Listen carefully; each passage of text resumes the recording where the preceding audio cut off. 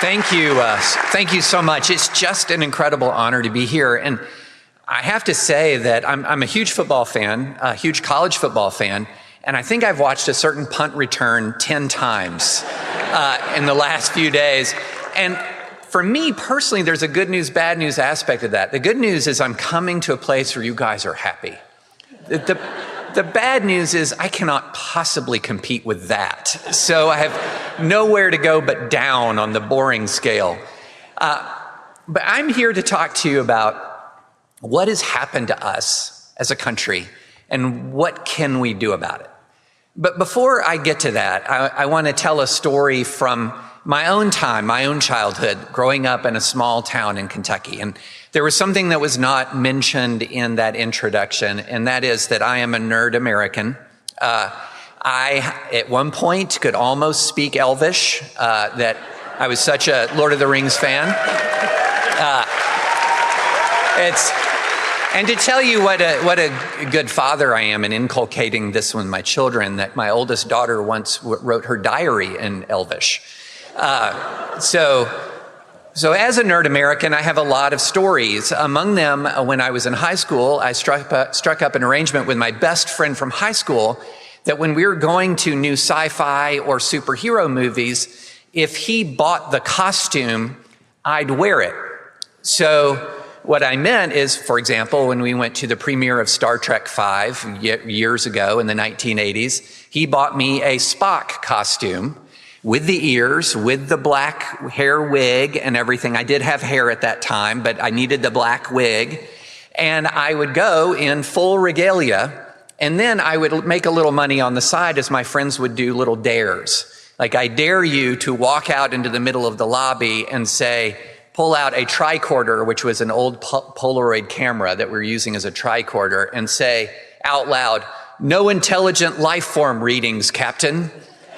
And they'd give me $5 or something if I did that. And so, but we had the ultimate scheme when one of the earlier iterations of Batman came out, the Michael Keaton Batman, and that was The Dark Knight. And you could rent for the magnificent sum in that time of almost $200, the Dark Knight costume, movie perfect. And so he rented that for me, but he said, if I'm going to spend $200, this has got to be a full evening activity. And so we planned an elaborate prank where we would go to a local miniature golf course. My friends would be playing putt-putt. I would run from the neighborhood, vault over the fence, cape flying, run up, knock one of my friends out of the way, grab the other one and declare, "Gotham is safe from crime." Now, this is something that only like the 17-year-old male mind can come up with as remotely funny. But so we execute the plan. I'm in the full regalia and they're playing putt-putt and I come running. I vault with all of my 17-year-old athleticism over the low fence. I run up and they both start running away from me, yelling, "Help, an insane man is here." So they flipped it around on me. "Call the police, a crazy person is on the loose." I had no idea what to do. I'm standing there in Batman costume. And so I panic and I start running away from the police that I assume are coming, vault over the fence, run through a neighborhood and realize I don't know where my car is. And so start running through a random neighborhood in Lexington, Kentucky, cape flying in the wind, completely lost, until my friends circle around, come and pick me up, laughing at me the whole way. It took me about 10, 15 minutes to laugh with them, but eventually I did. So I think the application of this is obvious. This concludes the forum. Appreciate. No, believe it or not, I'm going to circle back to this. Because what is this? What did I just tell you? What I told you was a story of friendship. This is what life with good friends is like. And this is going to be very relevant very soon. Okay, so why would I bring up friendship? Why would I bring up what life with friends is like? And the reason is is that in the United States of America, if you talk about what we're dealing with, it is a crisis of affection, it is a crisis of regard, and it is an epidemic of outright hatred in the United States. If you were going to talk about why is it that our politics has gone so crazy, why is it that our culture, we always seem to be at odds with each other, why is it that we have things like cancel culture that have arisen? And I can sum it up in one word. Hatred. Hatred. Americans from different political tribes hate each other in this country. Now, I don't want you to think that this is something brand new. This has been building for a while. So if you go back to the year 2014, so this is 10 years ago, the Pew Research Center had been studying American polarization, and it began to ask Americans, what do you think of people on the other side? If you're a Republican, do you strongly dislike, somewhat dislike, strongly like, somewhat like a Democrat? And if you're a Democrat, what are your feelings towards Republicans? So in 2014, this is 10 years ago, before most of these people in this room were even thinking about politics at all, 10 years ago, the answer was 82% of Republicans either strongly dislike or somewhat dislike Democrats. 82%. Now, Democrats, to their credit, were much more tolerant. Only 79% of them hated or strongly disliked Republicans. And so has it gotten better or worse since 2014? It is substantially worse. It is substantially worse. If you ask a partisan Republican what they think of a Democrat, you're going to get a number in the mid to high 80% that says they're bigoted, they're intolerant, they're hateful. You name the negative characteristic. And similarly, if you ask Democrats about Republicans, they'll say they're bigoted, they're intolerant, they're hateful. There's even this concept that is now called lethal mass partisanship. Lethal mass partisanship. Now, what could that possibly be?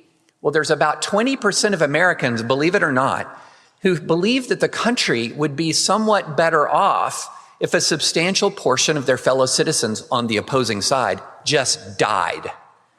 If they just died, our country would be better off. Now, they're not wanting to kill them. They just think, well, if mass bus strikes, if people are hit by buses at a mass scale, it'd be fine. It'd be fine. Now, you might be a sort of a glass half full kind of person, and you say, well, the good news here is 80% of Americans don't actually want their neighbors to die. That is a good news element. But 20% of American adults is around 45, 50 million people. And do you think that the people who hate the other side the most are the least inclined to be involved in politics? No, the people who are burning with hatred right now and burning with this ferocious partisan animosity are among the people the most likely to be involved in politics. Most likely. And so you're getting some of the angriest people in America who are disproportionately drawn to politics, and their energy is being fueled by animosity. Now, it's not everybody. I know it's not everybody. I know you have politicians in the state, people I've known and got to know who I appreciate, who are offering alternative visions. So I'm not describing something that is all politicians, but I am describing something that is characteristic of our politics. And so one of the questions is, why? Why do we hate each other so much? And the answer lies in some complicated social phenomenon that are just pulling us apart, just shredding us, pulling us apart. And one of them is called the big sort. If you've never heard of this before, this is a super important concept. And what it means is, beginning several decades ago, it became apparent that Americans were wanting to move and live around people of like mind. So I come from Tennessee, outside of Nashville, a very, very conservative part of the United States. And a lot of people moved to Tennessee to be around more conservative people, making my neighborhood even more conservative. Then you have other parts of the country that are every bit as liberal as my part of Tennessee is conservative, and people move there. Now, this is completely normal stuff. It's actually very understandable why you would want to do this. It's easier, right, to live around people that share your values. It's nice. You don't have to feel like you're constantly countercultural. But there's a negative effect of this. And it's, if you remember nothing that I say today, like nothing, remember this concept because it explains so much of the United States of America. And it's called the law of group polarization. The law of group polarization. And what this means is that when people of like mind gather, they tend to become more extreme. So in other words, when you gather together with people who agree with you on something, then you tend to, as an entire group, become more extreme than sometimes the most extreme individual was at the start of the meeting. This is something that's just human nature. Think of it like this. If 6 of you support gun rights, or if 6 of you are opposed to gun rights, and you get together and it's just you, there's no dissenters, there's no disagreement around the table, you're going to leave that meeting more convicted and more committed to your position. This is just a human thing. But now let's scale that up. It used to be that American politics, you were kind of in a bell curve where most people were in the middle. Now we're flattening that. The big sword is flattening that to where you have sometimes as many, by some measures, as many people on the extremes as you have in the middle. That has a huge dynamic on our politics. And then here's this other thing that is happening. As we become walled off from each other, with the growth of screens, with the growth, going back before phones to television, we began to disassociate from each other. We began to lose connection. So at the same time we're sorting ideologically, another thing is happening called bowling alone. This is a concept from a guy named Robert Putnam who wrote this book 25 years ago. And he said, we're just not doing anything together anymore. We're not a part of civic associations. We're not part of churches. Church attendance is declining. We don't play in sports leagues. We don't do in bowling leagues. Although as a veteran of the, and I use that word advisedly, of the Nashville, Tennessee Church Softball League, I will tell you that I don't think that's bringing us together. That's trying to reinstitute the wars of religion right there. But we're not part of things that we do together. We're not part of the things that we do together. And that has a consequence. That has a consequence. And that consequence is so much deeper than politics. The malady and the problems in our politics are a symptom of an underlying disease. And what we're beginning to understand that underlying disease is a lack of connection. It's a lack of connection. And so here is what I want to get at today. What is the solution to our crazy hate-filled politics? It isn't one party winning and another party losing. It isn't your favorite politician winning and your most hated politician losing. It is actually replacing alienization and loneliness with connection and love. That is the reason behind the reason for our politics is our lack of connection. So why would I say this? Why would I say this? Recently, AEI, American Enterprise Institute, came out with a study that showed that, think about this, if you're an American and you have a high school diploma or less, 30 years ago, only 3% of you had no close friends. Only 3%. By the year 2023, 1 in 4, almost 1 in 4, 24% of Americans with a high school diploma or less had no friends at all. No close friends at all. The percentage of working class Americans who went from having multiple friends went from about 40% down to around 17%. So a higher percentage of working class Americans report having no friends at all than reported having many friends. College-educated folks had declines in friendship, but not as dramatic. And what do we know? What do we know what happens to human beings when they lose that connection with each other? 3 distinct things occur. Here's number 1.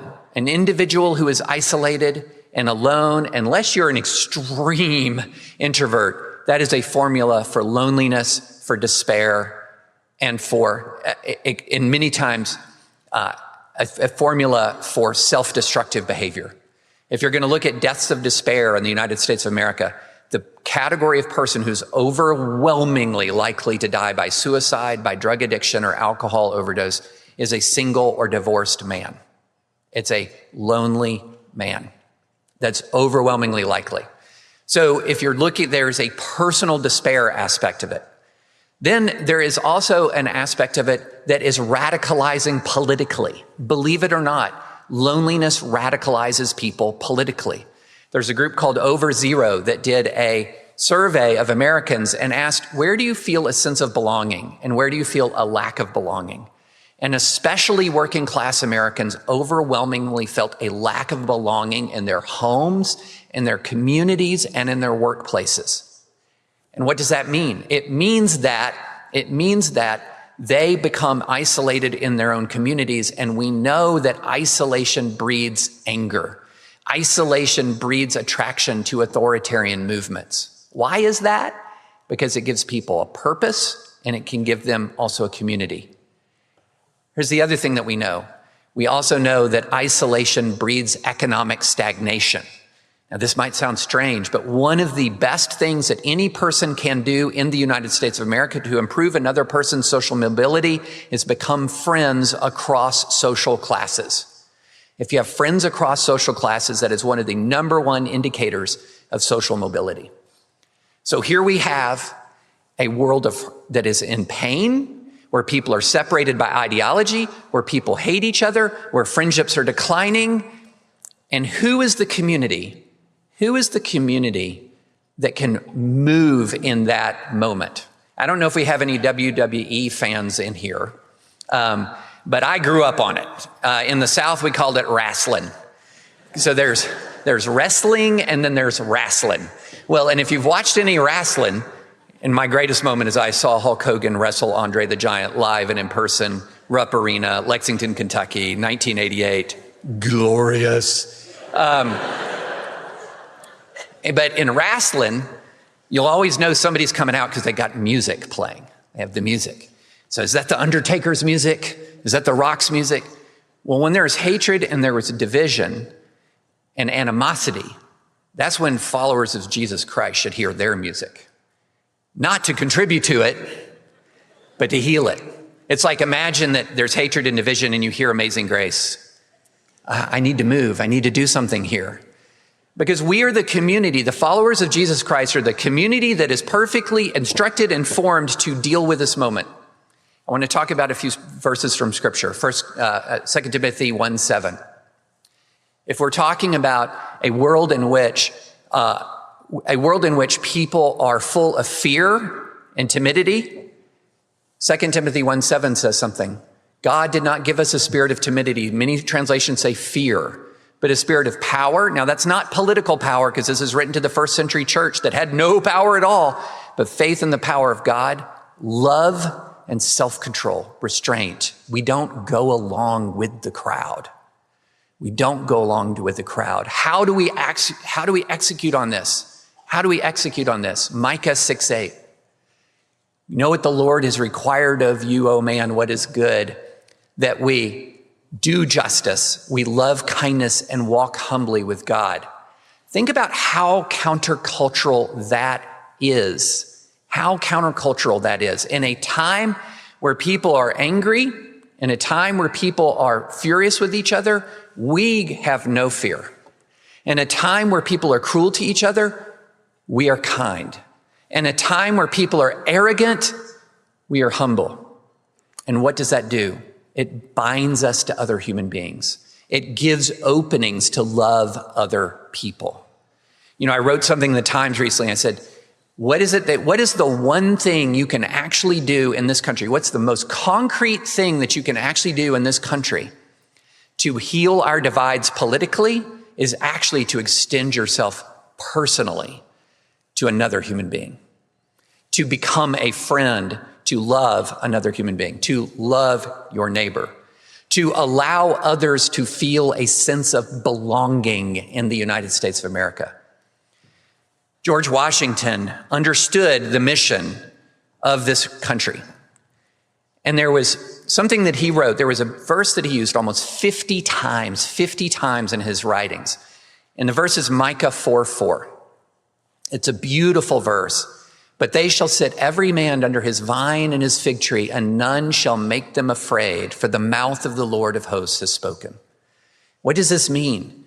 This is talking about a beautiful vision of belonging, and he most famously used it when talking to the Hebrew congregation of Rhode Island, this incredibly persecuted minority, Jewish Americans who were a tiny community at the founding of our country, wanted to know from the first president of this constitutional republic, where do they fit? Where do they fit? And he responded to them in a famous letter that you can still see it in Rhode Island, a famous letter that tells them, that assures them that in this land, every man shall sit under his own vine, his own fig tree, and none shall make them afraid. That's his vision of America. And so I began with a story of friendship. I want to end with a story of friendship. I think all of us knows what it's like to be alone. And I will tell you the moment in my life where I probably felt more alone than any moment ever. I was called up and volunteered to join the 2nd Squadron, 3rd Armored Cavalry Regiment in Diyala Province in late 2007.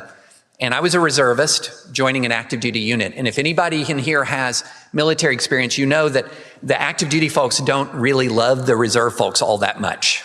They see us as weekend warriors. And then you add the weekend warrior and it's a bald lawyer who shows up, like, doubly not impressive. This might come as some surprise, but I don't actually present like SEAL Team 6 in person up close. I really don't. So here I am coming to this place, and they did not want me. They did not want me. My commander literally did not want me. I heard this shouting match argument between the regimental deputy commander and my squadron commander because he didn't want the reserve lawyer. And it was ended by the deputy regimental commander yelling at him over the phone in my presence, "Paul, he went to bleeping Harvard." I'm like, that didn't help. That does not help. I did not go to the Harvard School of War, by the way. I don't know why that was. So I fly in.